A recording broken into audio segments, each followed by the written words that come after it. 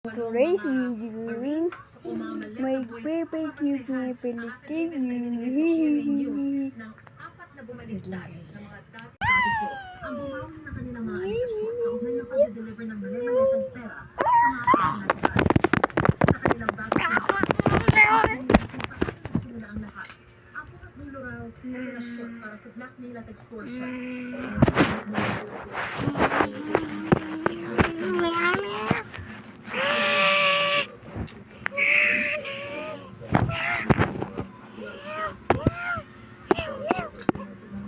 Gaganggang naman tayo.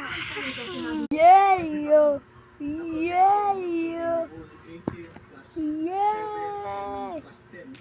Yeah! Kung may problema sa pamilya, Balto na naman. pwede kaming magtulong. Wow! No?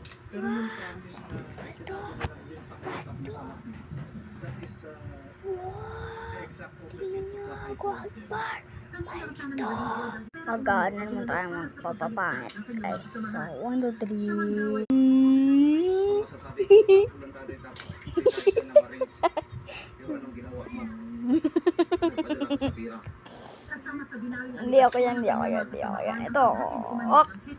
Pinapangihang Bongbong Marcos, Martin Bang. Romualdez at iba pa kaugnay ng flood control scam bagay na kanilang nakikin ng binuon.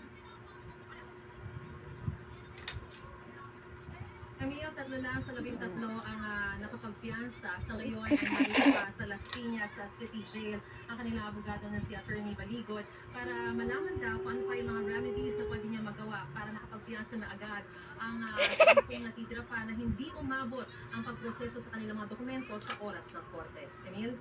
Maraming salamat.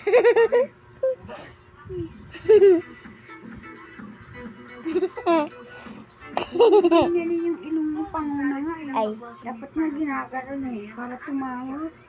Yung ganyan na sila ulo. Panguna nga, pinapang At live yung ichichika sa atin ni Astina, Imperial. Ganito? Ganon. Ay, pang. Magpapaputi naman tayo.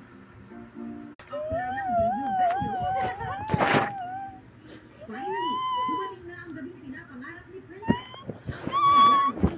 Birthday celebration. Sabi ng sister and ng mom ko na parang hindi naman kami nagdibuwa. So, ikaw na lang. Kaya sabi ko, tayo sabi hindi, para at least isa sa atin naka-experience ng ganito. Looking like a true princess ang young singer and actress sa Blush, Frances Lee gown. At bilang princess of the night, naka-ball gown siya during her grand entrance. Inaabangan din ang performances